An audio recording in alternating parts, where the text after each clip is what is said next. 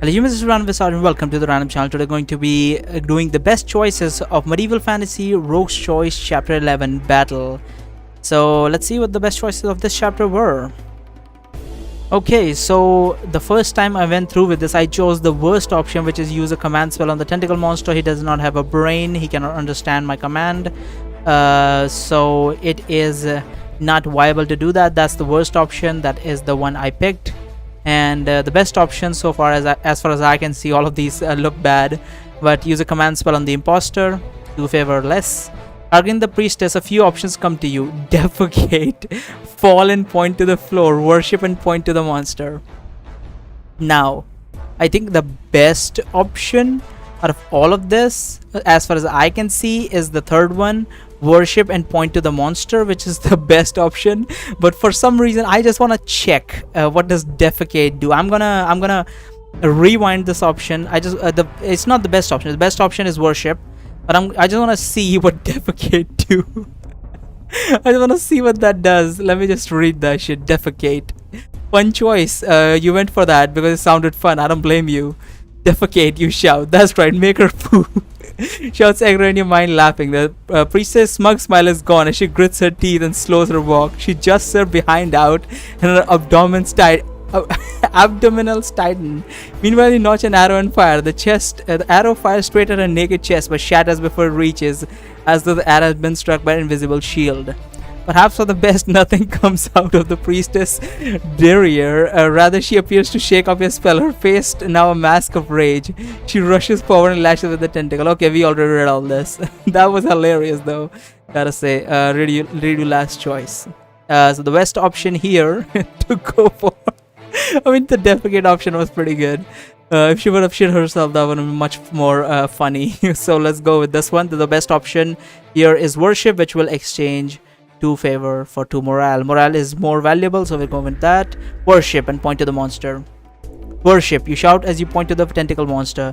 The priestess turns towards the monster, falls to her knees and bows low, sticking her bare buttocks up into the air. Do not get distracted by the champion.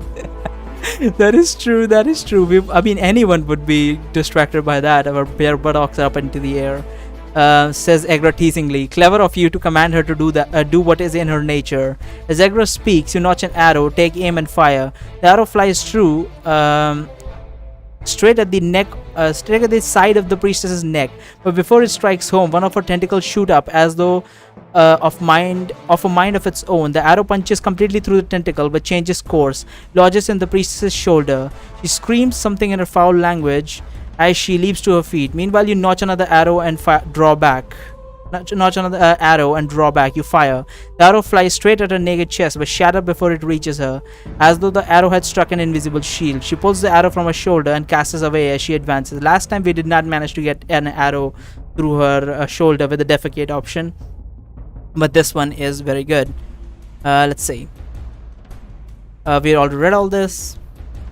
So in this one we went with the second best option, which was shout who goes there. I think it was Aletheia or something.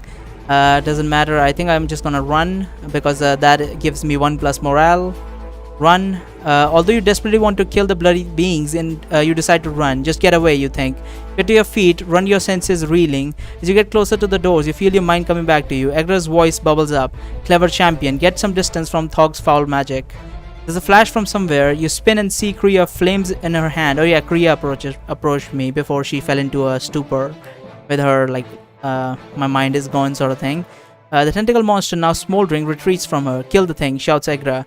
With a spear, you charge at the fleeing tentacle monster, or at least you try to. You've only gone a few steps before everything plunges into darkness. It literally is using an AoE spell with blindness and shit on it. This was the best option we chose. Pretend to be under Thog's spell, which gives us 2 morale and 1 favor.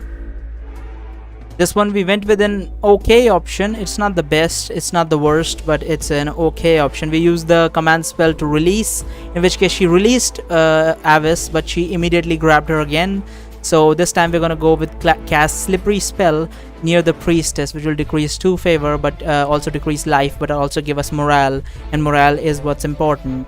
The spell swiftly builds up and then releases. The priestess immediately begins slipping. She uses her one tentacle as a clutch to steady herself, but she's still struggling to stay upright. Even as she thrashes about, Avis about with her other tentacle, you charge forward with your spear. At first planning to throw it, but then you have a better idea. Tell me when to slip, you say to Egra as you level your spear and continue to charge. Egra must have known what you meant, because as you drew within only a few meters of the priestess, she shouts now. You leap forward and brace the end of the spear shaft to the bum of your palm. Now you're sliding on your feet towards the enemy. It's almost fun. But this reminds me of back in the day when we were in school. All of us boys would like... there were like tiles on the floor of the computer room, and we would just slide around on that. Such fun times. But regardless, let alone the nostalgia, it's almost fun. The priestess turns as just before you reach her, mouth opens in terror as you ram the spear into her chest, and backed by all your sliding weight, she screams as she thrashes her arms and tentacles. That decreases one. One tentacle hits you, you slide away at a great speed for several meters. Then when you hit the end of the slipperiness, you roll over and over. Avis, now free of the tentacle, charges at the screaming, thrashing, skewered priestess. Predictably, Avis slips and falls with a clink on her armor. Nevertheless, her forward momentum slides her up to the Thogian. Avis brings a mace down on the naked tentacle woman. First on a leg, making the sickening crack of breaking bone, then a strike to the head, splattering gore. End the spell, you say. Once able to stand up normally, Avis brings a mace down another time, again on the head of the priestess. Get to your feet and rush over. Life increases 7. We are doing much better this time. As you stand over who would have thought that with a walkthrough I would be able to do better? By the way, the link to the walkthrough is in the description. It's not mine, I just found it. And I've been using it for quite a while. I don't know why I didn't give this guy credit before. I don't know. I guess I just didn't do credits back in the day. I just like, okay, upload this, done. Upload this, done. I do have to give credits. I know that much, but I don't know why that just blanked out of me back in the day. But regardless, let's just move on. As you stand up the motionless priestess, the tentacles swiftly retract and disappear into her body. Avis looks at you and nods. Thank you. Nod back at Avis. Avis quickly walks towards you, her arms out. You think she's going to... Yeah, I've already read all this. Okay, so last time we shot it with a bow, which did not give me what I want. I shot it with the bow and it got hurt, and then I immediately fell down because it like blinded me and shit. Then I had to spend favor to get what I want again, which is annoying. But regardless, this time we're going to go into transform yourself into something else. Few options come to you. The Thogian priestess is not a good one. The best one is giant crocodile, which I'm going to be doing, which just decreases favor and gives us morale and doesn't even take all that much favor. But I'm going to just check what this one do, because this one intrigues me. Dragon. I want to see what the dragon one goes for. Dragon. Make me into a dragon, you say. Of course you would say that, says Egra. Just because you like to call yourself dragon doesn't mean it's a good choice. Dragons are difficult to emulate. Such a transformation will take more power and will not last long. How about a rooster, you say? She says mockingly. You choose to ignore her joke. What do you say? I said dragon. Yeah, I want to see what the dragon does. After that, I'll just reverse the choice and do the shit again. Become a dragon. Achievement unlocked. That is a weird looking dragon. His fire is going like oblique to its mouth. That's weird. My armor is like tenfold shields. My teeth are swords. My claws spears. The shock of my tail a thunderbolt. My wings a hurricane, and my breath death. J.R.R. Tolkien, The Hobbit. Yeah, that is a really good description. I like that. I said dragon, you say as you jump up onto the windowsill, crunching broken glass beneath your feet. This could very well be your only one chance to become a dragon, and you're not going to miss it. Egra laughs as the ringing starts in your ears. You soon feel yourself glowing, taller, and soon you're pushed off the windowsill. It's your wings. Your wings grew out and pushed up. Fly, you shout. But now your voice has taken a deep growling quality. Wonderful. Unfortunately, you plummet quickly and pass the monster towards the road and beside the moat. Luckily, something begins to work, and you soar up. Okay. I thought I was about to fall into the moat. Your vision is amazing. Your sense of smell is keen, and you're getting a sense for your wings. You rise up towards the monster, which is still clambering down. Now seemed like a good time to try your fire breath. Hell yeah! The monster punches out a tentacle, hitting you in the stomach. A great gout of flame rips out of your mouth, strafing the wall, partially singeing the monster. His tentacle retract and smoking. Try to summon more fire, but something tells you that you haven't any inside you right now. Die, worm. You say as you will yourself to fly towards the monster. You open your huge jaws, outstretching your claws, preparing to rip that thing apart. To your surprise, the monster pushes off the wall straight at you. Unfortunately, you haven't completely got the hang of your wings yet, so your attempt at dodging is pitiful. One tentacle wraps around your wing and another around your arm. Now you're falling. Okay, your armored head slams into the street as the rest of your body splashes down into the moat. You thrash your body. You can feel your enormous tail swishing about. You bite down on a tentacle. Yes, wound it, anger it, says Egra. Gods, it tastes horrible, as you say. The dragon, you expect that you would enjoy the taste of raw meat. Yeah, it's the same thing. Yeah, it's the same thing. Just dragon. The crocodile has been replaced with the dragon. Is it? The monster is strong for his size. The second fight, the paltry creature cannot defeat a mighty dragon. You shout in your mind. Repented. Yeah, the same thing. It's pretty much same thing. You claw into the thing, latch with your huge snout and long teeth. You thrash your head, ripping as you presume a dragon might. Yeah, this is essentially the same thing as the crocodile, just some parts are changed. Suddenly numbness hit you. Yeah, blah blah blah. Suck in air. Okay, yeah. So we're gonna go back to the choice we did because we want to do the giant crocodile, which we are going to do.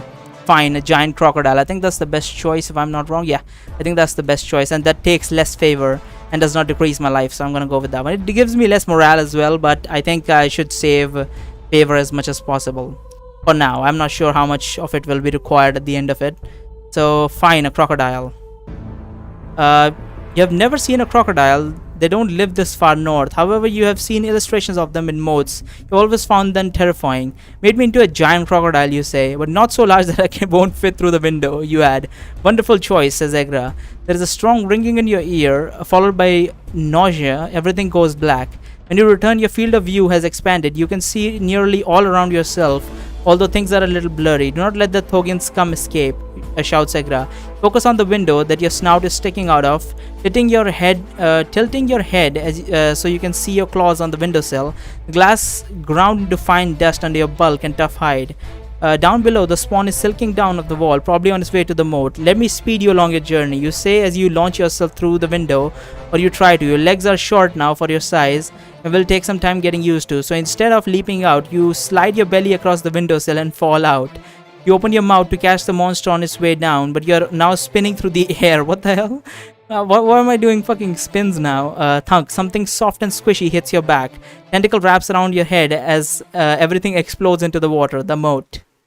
At least we didn't take damage. Yeah, we also got morale in this, so I think it's a decent choice. I think the dragon is much cooler than this for a second, but I think this one is just better. Yeah, we already read all this. See, as you can see, it's the same. Like, take this line for example. Gods, it tastes horrible, you say. As a crocodile, you expect that you would enjoy the taste of raw meat, but it's not crocodile, it's just dragon. It's just pretty much the same thing. Yeah, it's pretty much the same thing, yeah. This was not the correct choice. The choice I took would actually end up taking lots of out of me. I think the best choice here is transform into a bat. Simple. We already know how to do that. Last time I didn't transform into a bat because I was afraid it might make me like not be able to hear, and since a bat uses hearing to move around, then I won't be able to hear, and that would be absurd as a bat to not be able to hear. So we're gonna be going with this one, transform into a bat. At least I have some practice as a bat, you say. Go ahead. That is wisdom, champion, says Egra. The now familiar ringing in your ears hits you, and the blackness. Soon, like before, you can sense your surrounding. It takes only a second for you to adapt well enough to recognize the cavity in the surface. Above that must be a window. You will yourself up. You can hear the flapping of your wings. You can feel your silent, pulsating screams as you concentrate on your new vision. Folding your wings for a moment, you sail between the window bars and are now in a chamber. Ahead you see a man rushing up a stairwell. Entering the chamber, you can sense the hard yet flexible metal armor around him. As though you were touching it, he carries a long wooden shaft with a metal spear. That's Nettle tip, obviously a spear, yeah. Close behind him is the maiden Avis, carrying what must be her mace. Your bat vision penetrates through her light clothing. Holy shit. Really? Oh yeah, technically bat vision would, because I'm using like sonar, so it technically should be able to kind of go through her clothes, depending on where am I aiming the screams. Your bat vision penetrates through her light clothing. Her legs are the hardest part of her body, other than her head, of course, followed by her toned arms. Focus on the enemy, says Egra, who must be sensing where your attention is lingering. Perhaps where it was about to go next. That is true. There is water smeared along the wall in a trail over the otherwise. There is water smeared along the walls in a trail over the otherwise dry walls. Down on the stairway. That must be where the monster went. Just a bat, says Avis. Big one. Could be a vampire, says the soldier. No, I do not detect such evil, and that is only a myth that the man who you presume is a soldier must not be listening to Avis, because he has already thrown his spear at you. You maneuver down as the weapon sails over you, fluttering against the wall. You fly down to the spiral stairway, following the diminishing trail of water. This is a very stupid person to just throw a spear at a random bat that you see in your fucking hallway. I mean, it's not like that. It is not the time to be killing bats. But I guess he thinks that's a vampire, and that's only a myth. Yeah, vampires cannot transform into bats. I know definitely that from this world at least. Let's see. Fly low, says Egra. You do as she says. You're grateful for that, because after a moment darkness, you're suddenly rolling down the stairs as a man. Told you it was of short duration, says Egra. There's clanking footsteps, and you, Avis, and the soldier come around the bend of the stairway. We already read all this. We already know all of this.